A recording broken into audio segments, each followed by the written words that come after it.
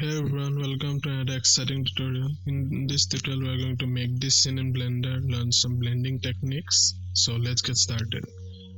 So the motivation for this video started when I came over this tutorial from Quixel Megascans, and in this tutorial you can see they are showing a beautiful showcase of how to blend materials and meshes according to the texture shades without any clipping. So they are calling this technique as RVT, the runtime partial texture technique.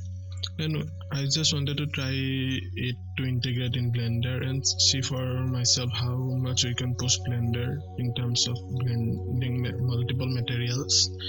And once I was done with the tutorial, I simply took a screenshot of the final render and went to create the objects in Blender. So as usual, I started with a plane, adjusted my camera, and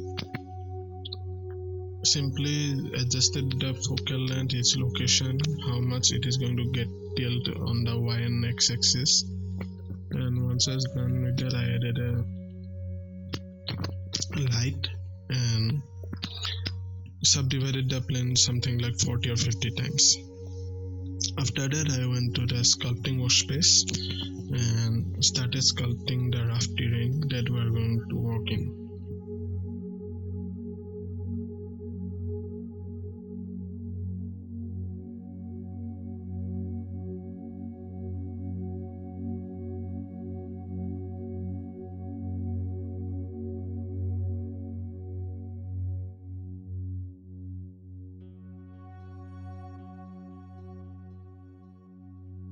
After that, I added the pillar as a placeholder for our reference image and use the camera to base match its location.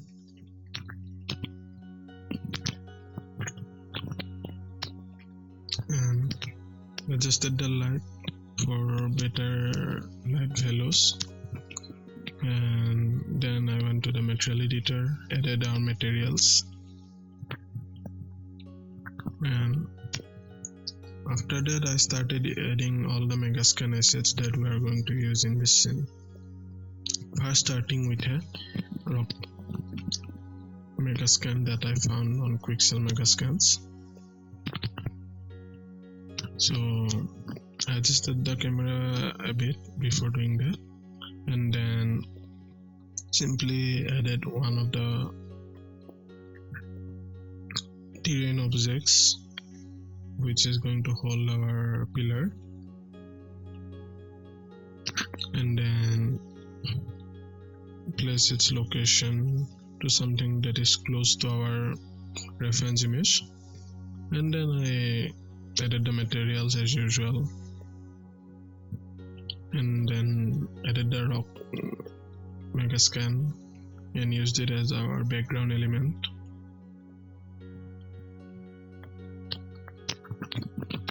And don't forget to duplicate the same texture, rotate them to make variations, because Quixel Megascan assets are seamless in nature, so you can use them infinite times without any creating seams or visible abruptment in the continuity.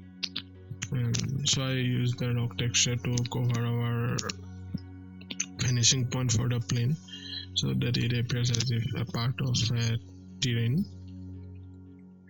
So I rotated them, placed them as to my liking, and then I use another rock texture, rock Megascan assets, and this is going to be a part of a foreground element, so I have to be careful in placing them. But at the same time, I place them in such a angle that it makes sense and covers all the camera field of view without any creating discontinuity. And as always, add the materials for this rock Megascan as well. And then I started adding materials for the plane. So the first material is our muddy texture, and I'm not going to use a true displacement, instead fake one. After that, I framed it up, named it something like mud ground, and then I'm going to use a mix RGB node with the base color to mix the ambient occlusion. But before that, I'm going to add another texture map to our plane, so this time a stone ground. So select the stone ground and be sure to keep the texture coordinate consistent. So in this case, a single texture coordinate can handle both the textures. So once you do that, we have to mix these two textures somehow. So how do we do that? The simplest way is to use a mix shader node. So once you adjust your node editor and keep it clean,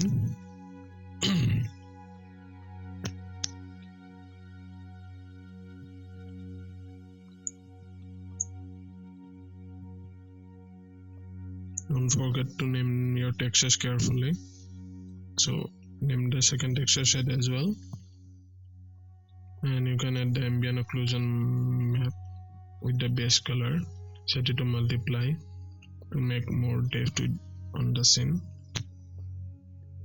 and then I first frame it up, gave it a name,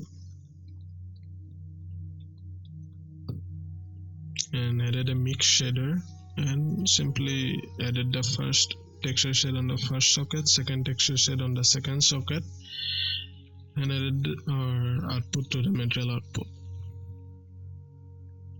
So this way the both materials get blend, but there is no consistency between their blending or how much they are going to blend. So for that, I'm going to add a vertex color node and then connect the color into the factor of the mix shader.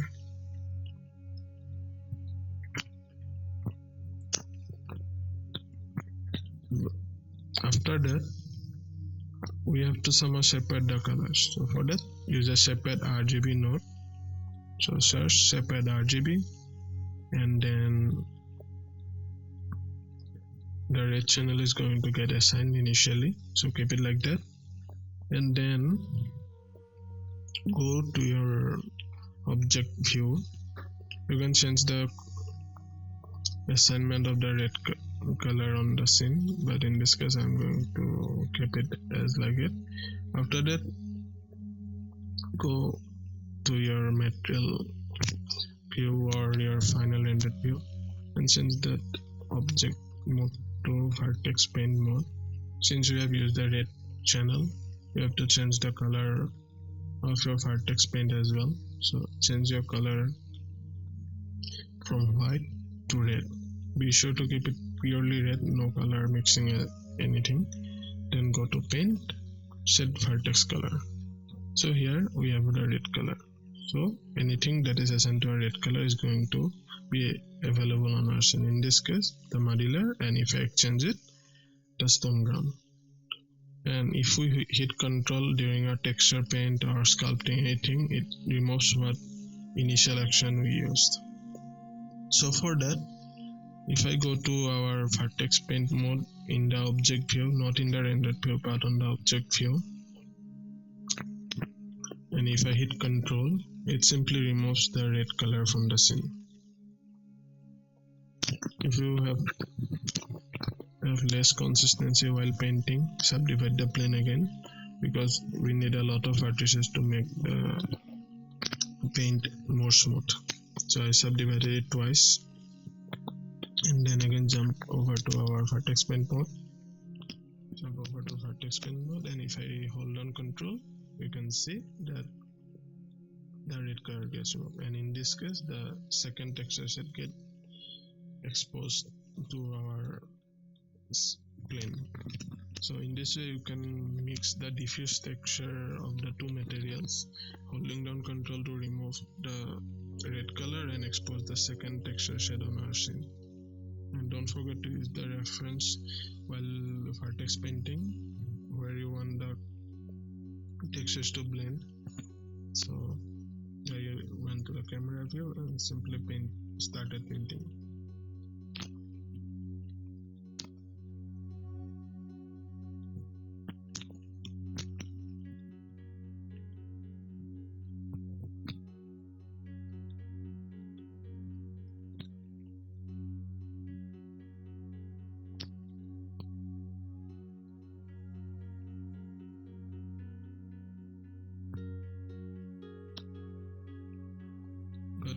you look closely between the mixing texture, you can see one thing, that the textures are simply fading over one another while mixing. There is no mixing of of course there is mixing of normal, but there is no mixing of displacement among the texture. They are simply just fading one texture to expose the other textures.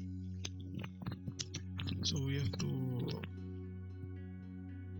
consolidate for that loss.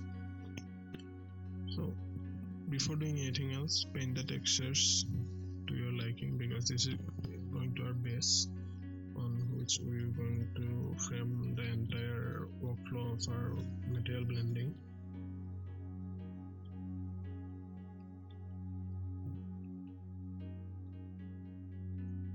And once you're happy with your material blend, you can control its blending amount by adding a color ramp between the red channel and the factor, and simply just dragging the black bar exposes the seam between the texture mix between each of them.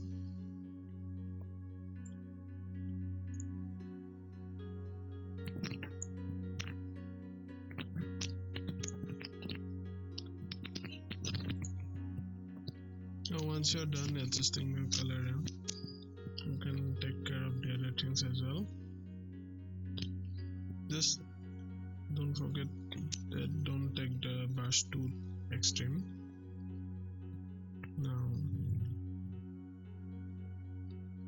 I'm going to just play with the color ramp a bit, and it is then something to my liking. And after that, from the material editor, you can see that the only second displacement map is connected to our output. The first displacement map is still redundant. So to mix them, we can simply use the mix RGB or a mesh node. So, and then use the color ramp as the factor for controlling their mixing. So go ahead and add a mix RGB. So Shift A, mix RGB, and then according to the texture that you use for the diffuse one, we are going to plug the second displacement on the second socket, the first displacement map onto the first socket. You can see I have used the same technique for the principal shader as well. So this continuity has to be consistent in both the displacement and the diffuse texture. And then connect the mix RGB on the output. You can go ahead and watch in cycles preview, and then you can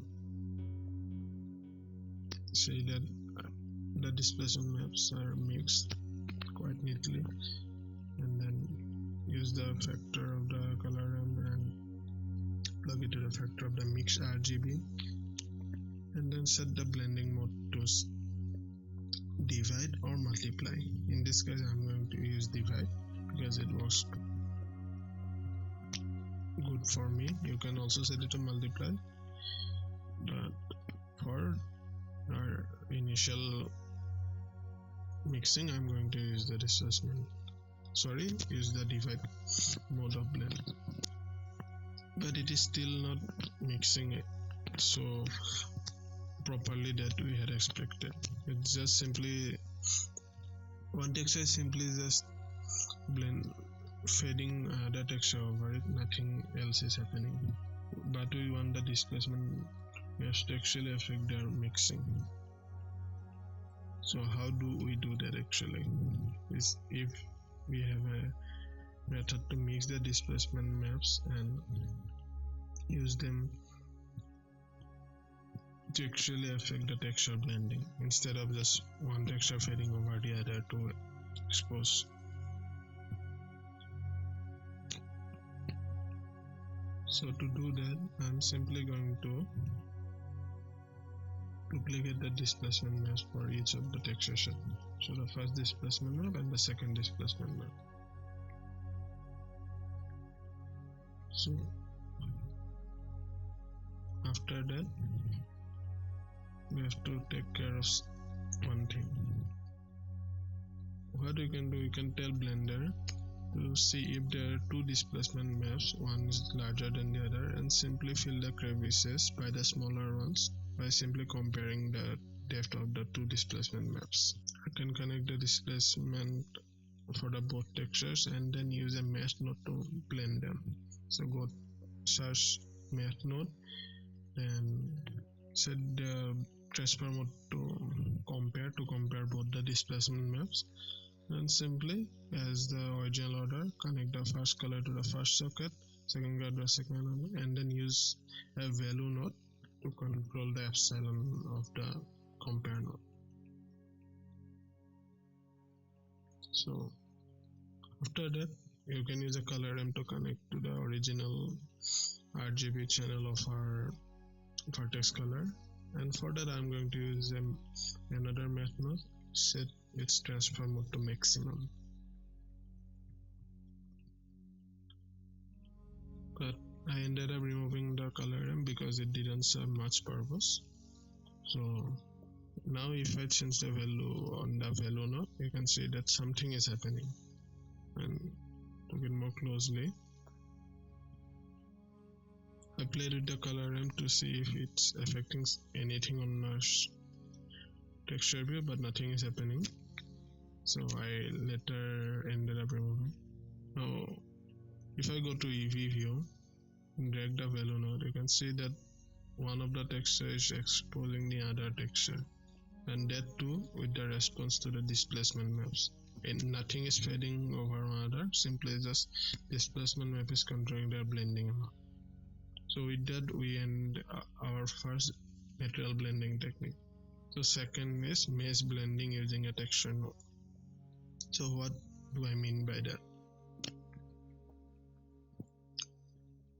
I did some vertex painting before that. Now look at the mesh, I mean the Quixel mesh and our plane. You can see a clear seam between them at their connecting region, and we want to remove them and simply just make it seamless during blending and while placing them. So we have to do some tweaks for that. First, go to your edit mode, select all the vertices and create a vertex group. Name it something, but remember its name, we're going to use it a lot. So I named it blend UV or blend group, anything you like. And then we're going to modify tab, and then we're going to use vertex with proximity node. Sorry, vertex with proximity modifier. Set the vertex group, set the target object as a plane, and change the proximity mode from object to geometry, and change the lowest value to something like 0.005 and the highest value to something like 0.5. And then I'm going to add another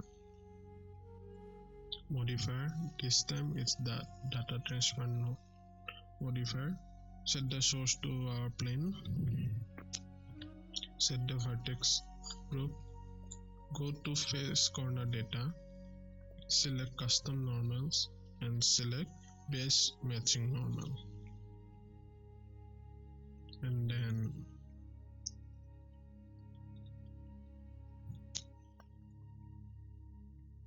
add another node known as UV warp, and before that create another UV map in this Quixel mesh and name it something like blend UV. And while selecting this UV, go to your UV editor tab, select all your UV and scale them down to 0, and by pressing N just initialize their value to the origin of the UV space. After that I'm going to add an empty on the 0 to 0 space on the wall origin and name it something like initial.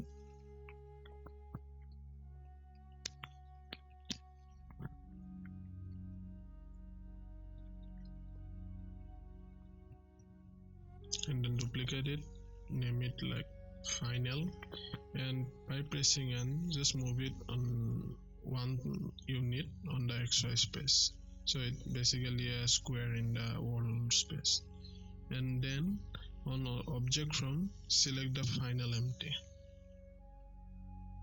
and on the 2 select the initial empty, and select the vertex group, and still nothing is happening. Now look closely on your material and see which texture is more closer to your Quixel mesh, or the mesh that is in contact with the plane. In this case is the stone layer that we used. So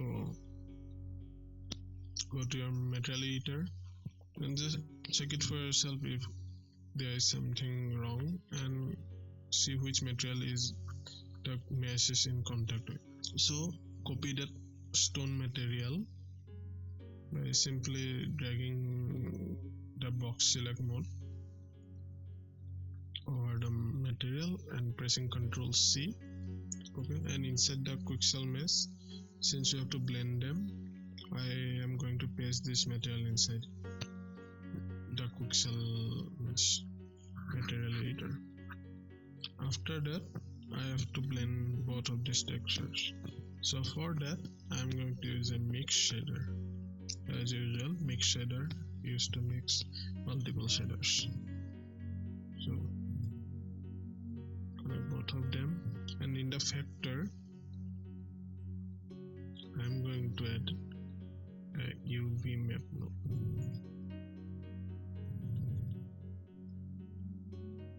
And this time we are not going to use the displacement maps, because this is just going to create multiple artifacts that we don't need. So go UV map node, connect the UV value with the factor, and select the blend UV or the new. What happens if we just exchange this material?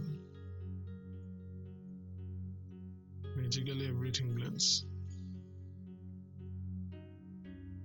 So that's how you blend mesh material. Once you're done with that, I'm simply just started adding multiple materials for the scene. Used wet paint for particle instancing of grass, stones and pebbles. Use the chrome ball to estimate our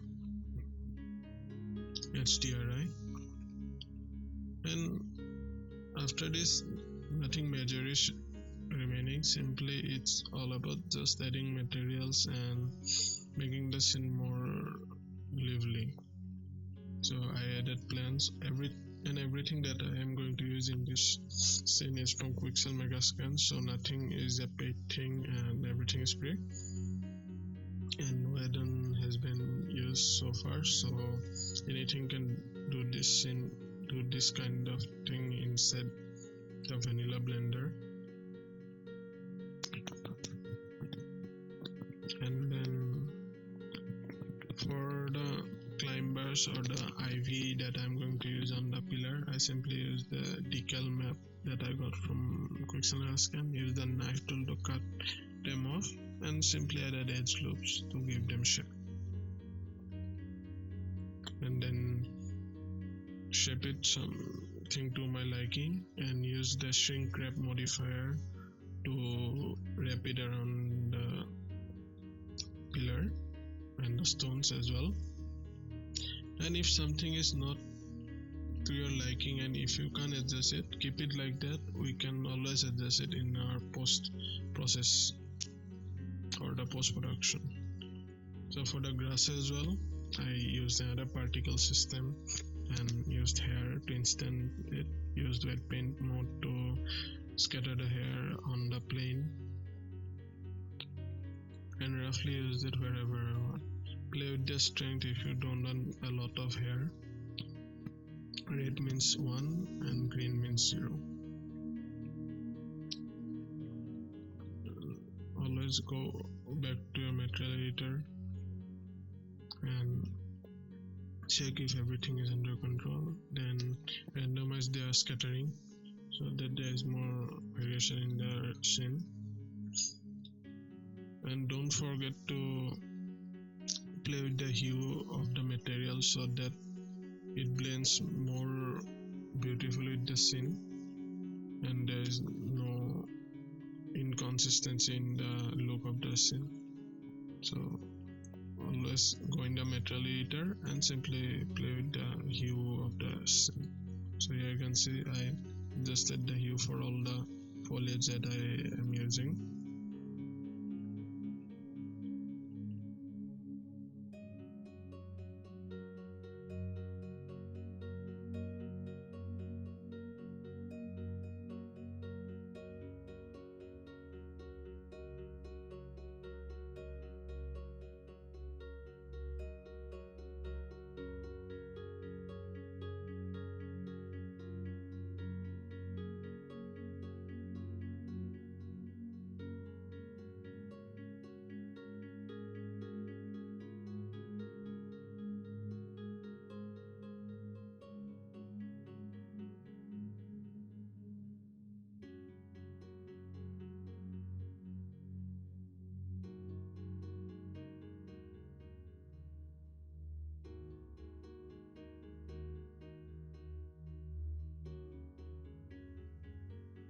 After that I added the main central object of the scene, which is the lamp.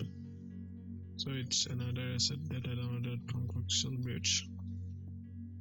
So and the white grass that you are seeing on the scene is simply a plane that I cut out as a decal that I use in the IV as well. So it's the same technique. So to reduce the vertex count, you always use planes instead of real geometries, which saves a lot of data and GPU memory. So now for the lamp, use its metallic value and then use the color ramp to control the roughness to make it more shiny as a iron or anything metallic. Duplicate it in some instance. Then I'm going to use the fire as another transparent alpha plane, and instead of using the principal BSDS, I'm going to use emission to control the how much the strength of the fire. So for that, simply place the plane at a suitable location of the lamp and add edge loop and add a wave modifier to bring variation to its loop. And then I'm going to use an empty for the depth of field so that I can move the empty freely, and wherever it would be placed, the focal point would be placed at that region. And then play with the f-stop. Lower f-stop means shallow depth of field. And after that I added another smoke element similar to the fire, a simple alpha texture.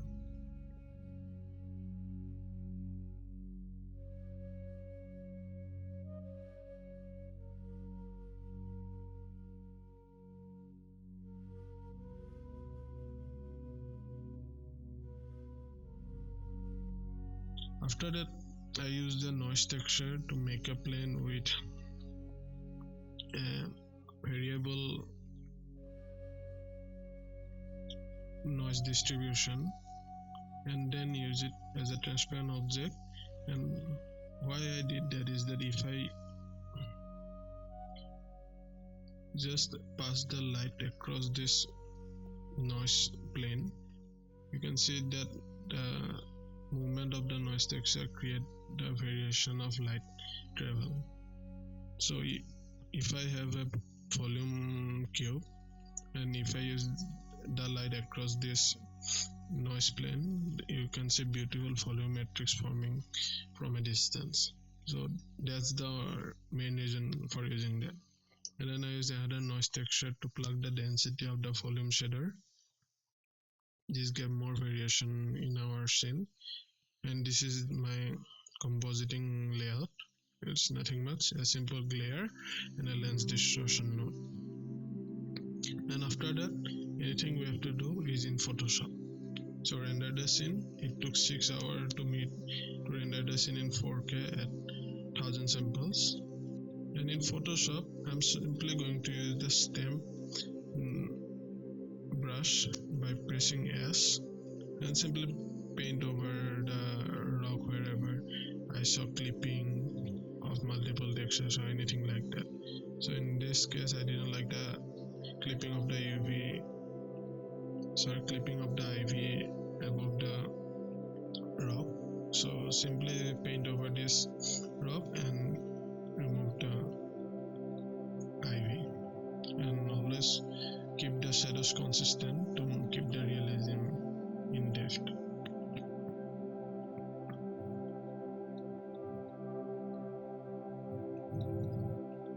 Once I was happy with the stamping of the rock material, I went over to the lab, and as you can see, some grasses are clipping over inside the lamp, so I painted them out as well. After that, for the fire particles, before adding the fire particles, I added a camera raw filter to color grade the scene. So camera raw filter lets you literally edit all the aspect of the photo or the render that you have. So you can play with the haze amount or how much fog do you want. If you reduce the DS value, so more fog will be present on the scene, and then how much film grain you want on your final render, then vignette amount, everything. So I zoomed in quite a lot to see the proper film grain, how much I wanted, or if it's done overboard. But once you do that, just hit OK on the camera raw filter and this should be applied to our scene. And once I do that, for the fire particles, I use the alpha image and then enable the mask over it and simply use the brush tool to remove the mask and make it more organic and making it a part of the render. And duplicate it and move it to the second fire lamp that we have on the background and add some motion blur or Gaussian blur to the scene so that it appears as if it is also at the distance, reducing the contrast. And that's how you create a scene in Blender. I hope you like this video. Give it a thumbs up, subscribe to the channel if you haven't, and I'll see you next time.